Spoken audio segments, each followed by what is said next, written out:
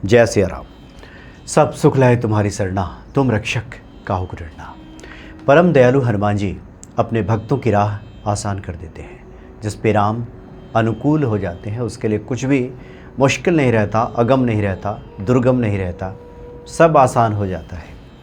हनुमान भक्ति पे आपने एक वीडियो देखा कि टेंशन फ्री कर देते हैं हनुमान जी। प्रारब्ध की क्या चिंता जब हनुमान जी हैं तो, क्योंकि हनुमान जी तो प्रारब्ध भी बदल देते हैं, मिटा देते हैं। अगर आपका भाव है, आपका भरोसा है तो उसमें उसको लेकर के बहुत सारे कमेंट्स प्राप्त हुए। मोबाइल पे भी जो ऑफिशियल नंबर है हनुमान भक्ति का, उस पर लोगों ने लिख करके भेजा, और जो कमेंट सेक्शन है यूट्यूब पे उस पर भी लोगों ने काफ़ी लिखा। एक प्रश्न है इसमें, ये बहुत महत्वपूर्ण है, बहुत से प्रश्न आए, इसमें हम कुछ महत्वपूर्ण प्रश्नों की बात करेंगे, क्योंकि इस तरह की उलझनें जब तक मन में रहती हैं तब तक आगे की राह जो है वो आसान नहीं होती, मार्ग प्रशस्त नहीं होता, और व्यक्ति उसी जगह पर अटका रहता है कि आखिर ये बातें क्यों कही गई हैं।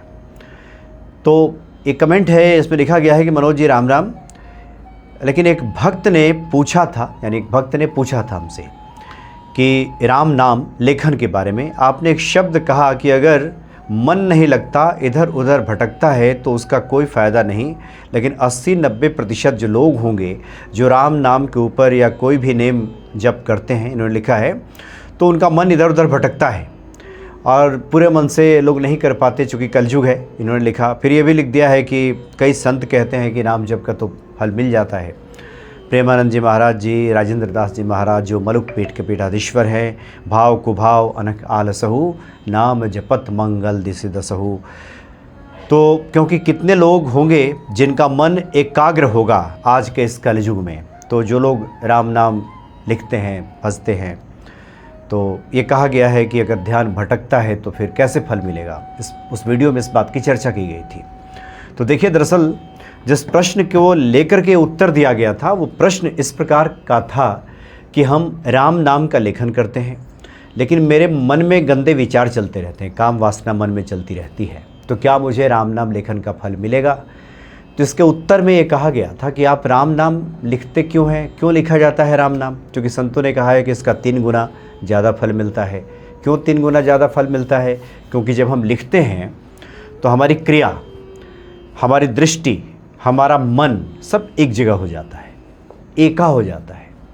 तो जब इस तरह से होता है तो उसका प्रतिफल हमें अवश्य प्राप्त हो जाता है। इसलिए जपने में बहुधा ये होता है कि ध्यान भटक सकता है, राम राम चलता है और फिर कभी इधर उधर ध्यान हो सकता है। लिखने में इस बात की गुंजाइश रहती है कि हमारा जो ध्यान होगा वो केंद्रित होगा, एक जगह होगा। इसलिए कहा जाता है कि राम नाम लेखन का ज़्यादा फल मिलता है, ये संतजन कहते हैं। तो इसमें कहा गया था कि जब राम नाम लिखते हुए और इस तरह के विचार मन में आ रहे हैं तो फिर इसका क्या फ़ायदा, और इसको प्रयासों से इस तरह के विचार को दूर किया जा सकता है। राम आप जब उच्चारित करते हैं, राम नाम आप जपते हैं, तो धनुषधारी राम ध्यान में आने चाहिए, माता सीता जी के साथ विराजमान राम ध्यान में आने चाहिए, राम दरबार ध्यान में आना चाहिए, हनुमान जी राम जी की सेवा कर रहे हैं, यह दृश्य मन में आना चाहिए। और राम राम जप करके और इस तरह के दृश्य अगर मन में आने लगे तो कैसे फल मिलेगा। अब आपने लिखा है कि गोस्वामी जी ने लिखा है कि भाव कुभाव अनक आलसहु, भाव से जपिए चाहे कुभाव से जपिए। तो जिस संदर्भ में ये बात कही गई है उस अनुरूप समझिए। शुरू में नए भक्तों को भक्ति में उतारने के लिए कहा जाता है कि आप भाव से जपिए चाहे कुभाव से जपिए, जपिए। लेकिन इसका मतलब थोड़ी है कि हमेशा आप कुभाव में ही रहेंगे। भाव के भूखे हैं भगवान तो भाव के भूखे हैं। कुभाव इसलिए कि जैसे कोई छोटा बच्चा हो, वो जब पढ़ाई शुरू करता है तो उसमें बताया जाता है उसको कि हाँ ठीक है, ऐसे भी लिखो, ठीक है, बहुत बढ़िया, ऐसे भी ठीक है। अब इसका मतलब थोड़े ही कि वो उम्र उसकी बढ़ती जाए और काफ़ी सालों से वो लिख रहा हो, कुछ पढ़ रहा हो और वहीं का वहीं रह जाए। तो इसको इस रूप में समझने की आवश्यकता है। भाव कुभाव की बात कही गई है ज़रूर, किसका फल मिलेगा नए भक्तों को भक्ति में उतारने के लिए, लेकिन इतना तय मानिए भाव से ही फल मिलेगा, कुभाव से नहीं मिलेगा। कुछ उदाहरण आपको शास्त्रों में मिल जाते हैं इस तरह के, लेकिन आप आजमा के देखिए, अपने आसपास में लोगों से बातचीत करके देखिए। इसलिए कोशिश ये हो कि भाव बने, क्योंकि ईश्वर भाव के भूखे हैं और ये अपेक्षा की जाती है। जो हम पूजा पाठ करते हैं, जिसमें दिया जलाते हैं, जल का पात्र रखते हैं, फल फूल चढ़ाते हैं, ये सब क्या है? ये सब समझिए कि जैसे स्कूल में प्ले स्कूल होता है, प्ले कक्षा शुरुआती दिनों में होता है कि बच्चों को खिला खिला के पढ़ाया जाता है, खेल खेल में पढ़ाया जाता है। अब इसका मतलब थोड़ी कि वो ज़िंदगी भर खेलता ही रहेगा, खेल खेल के पढ़ेगा, ऐसा तो होगा नहीं। उसकी कक्षा आगे बढ़ेगी। उसी प्रकार से भक्ति है, उसी प्रकार से अध्यात्म है। धीरे धीरे इसमें क्रिया में उतारा जाता है। अब क्रिया में उतारने का मतलब ये नहीं कि वहाँ से आगे ही ना बढ़ें, ये पान फूल फल से आगे ही ना बढ़े। भगवान कृष्ण ने कहा है कि पत्रम पुष्पम फलम तोयम यो में भक्त्या परीक्षति, जो भक्त मुझे देता है मैं उसमें प्रसन्न हो जाता हूँ। जिसका मतलब क्या हुआ कि जो भगवान कृष्ण ने जो गूढ़ तत्व बताया है गीता में, उससे भी तो हम परिचित हों कि सिर्फ उन्होंने कह दिया है कि फूल पत्र ये सब चढ़ा दीजिए मैं प्रसन्न हो जाता हूँ, ये तो बिल्कुल सत्य है। लेकिन ये अपेक्षा की जाती है कि धीरे धीरे आपकी जो यात्रा क्रम है ये आगे बढ़े। आप गोस्वामी तुलसीदास जी ने जब हनुमान चालीसा लिखी तो वो तो उन्होंने जेल में लिखा, तो वहाँ तो किसी प्रकार की कर्मकांड की कोई व्यवस्था नहीं थी। दिया कहाँ जलाते, जल का पात्र कहाँ से लाते? हनुमान जी तो हृदय में विराजित थे और करुण पुकार उनकी उठी और हनुमान चालीसा उन्होंने लिख दिया जगत के कल्याण के लिए, और हनुमान जी ने उनके सभी कार्यों को सिद्ध कर दिया।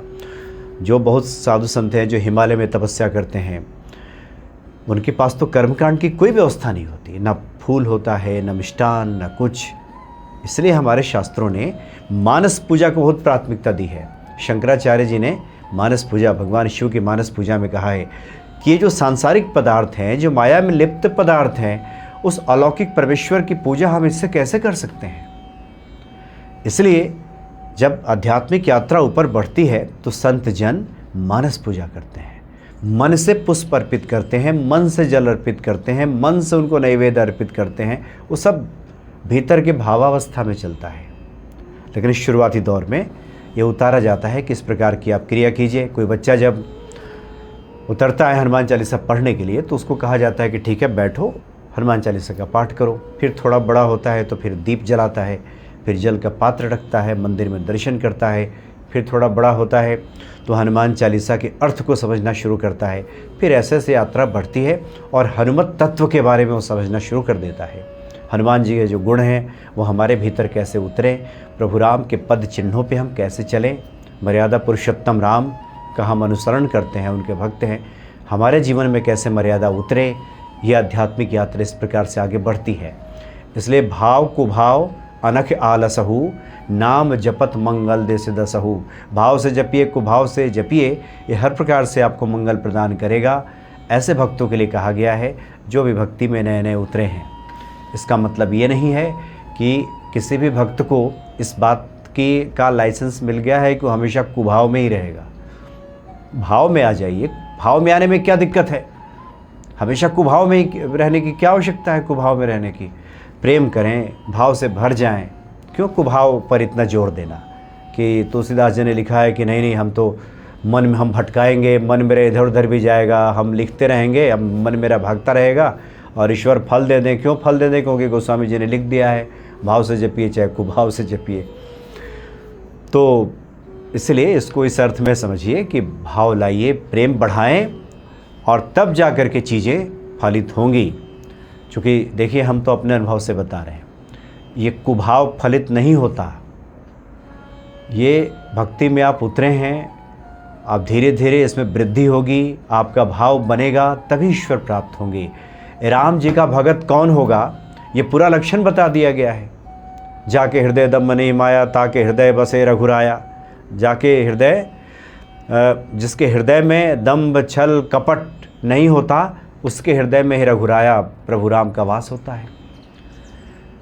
सबके ममता ताक बटोरी, जो सब जगह से अपनी ममता खींच करके एक डोरी बना लेता है, प्रभु राम के साथ उसको बांध देता है, वो राम का भक्त होता है। जो शिव जी का भक्त होगा वो राम जी का, कई लक्षण हैं, कई उसमें बताया गया है कि ये चीज़ है जब प्रभु राम के कृपा पात्र हम बनेंगे। उसमें कुभाव की कहीं बात नहीं है कि कुभाव करते रहिए और राम जी के आप कृपा पात्र बन जाएंगे। इसलिए जिस संदर्भ में जो बात कही गई है उसी संदर्भ में समझने की आवश्यकता है।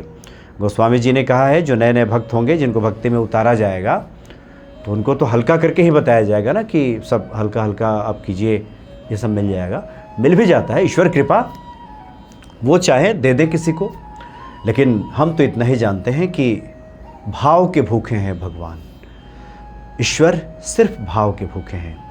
अपने ही माया से निर्मित इस संसार में ईश्वर सब उत्पन्न कर सकते हैं, लेकिन मानव हृदय का प्रेम, इसके भूखे हैं। मानव हृदय का प्रेम चाहिए ईश्वर को, मानव हृदय का भाव चाहिए प्रभु राम को, हनुमान जी को, कि किसी मानव के हृदय में ईश्वर के प्रति प्रेम पनप जाए, प्रेम जग जाए, भाव से भर जाए। ऐसे भक्त के लिए तो दौड़े चले आते हैं। इसलिए अब आपने लिखा है कि इस कलयुग में 80-90% लोग हैं जिनका भाव नहीं बनता। तो इस कलयुग में बहुत बड़ी संख्या में लोग दुखी भी तो हैं, परेशान भी तो हैं। भक्तों की संख्या दिखाई तो देती है बाहर से, लेकिन बात कीजिए लोगों से। बहुत तरह की पीड़ा है, बहुत तरह की परेशानियां हैं। तो इसलिए भाव आना बहुत ज़रूरी है, भाव से भरना बहुत ज़रूरी है, चीज़ों को उसे अनुरूप समझना बहुत ज़रूरी है। तब ये जीवन सुखमय बन जाएगा। सर्वे भवन्तु सुखिना, तभी सब लोग सुखी बनेंगे जब इस चीज़ को अच्छी तरह से समझ लें। क्योंकि हनुमान जी तो सब देने के लिए बैठे हुए हैं, अष्टसिद्धि नवनिधि के दाता हैं। देर हमारी तरफ से है। जैसे जिसका जितना है आंचल यहाँ पे, उसको सौगात उतनी मिलेगी। जिसका जितना पात्र होगा, जिस प्रकार की जिसकी जैसी पात्रता होगी, उतना ही मिलेगा। तो इसलिए पात्रता बढ़ाएं, तो उसमें ईश्वर कृपा जब बरसेगी तो चाहिए ना पात्र बड़ा, कि ईश्वर कृपा को हम थाम सकें, संभाल सकें। उस लायक तो पात्रता, या फिर दूसरे अर्थों में कह लीजिए कि हनुमान जी पहले अपने भक्तों को पात्र बनाते, वही पात्र बनाते हैं। नहीं तो व्यक्ति तो भटक ही जाएगा, इधर उधर माया मोह में फंस जाएगा, बहुत सारी परेशानियों में फंसेगा।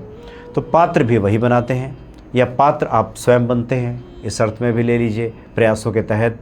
और तब हनुमत कृपा के आप पात्र बन जाते हैं।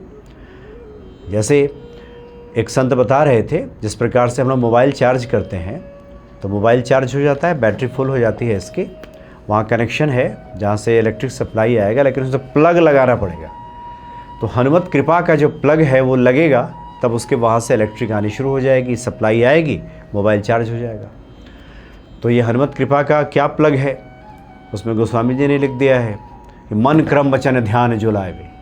हाँ, संकट से हनुमान छुड़ावे, मन क्रम वचन ध्यान जो लावे। संकट से हनुमान जी छुड़ा देंगे, मन क्रम वचन ये प्लग है, इसको लगाना होगा। हनुमान जी का जो प्लग है वहाँ लगाना होगा, वहाँ से फिर कृपा आनी शुरू हो जाएगी। अब कुभाव का प्लग लगाने से नहीं होगा कि कुभाव रखें और कृपा हो जाए। तो ये तो हनुमान जी परम दयालु हैं, कर दे अलग बात है, लेकिन एक ऐसा कोई नियम नहीं है। इसलिए भाव कुभाव अनखला सुहु, नाम जपत मंगल दिसि दसहु। इस भाव से आप नाम जप शुरू करें, लेकिन धीरे धीरे हमारे भाव बन जाएं, इस पर हमेशा ध्यान रखने की आवश्यकता है। तो फिर ये पूजा फलित हो जाती है, हनुमान जी कृपा कर देते हैं। जय सिया राम।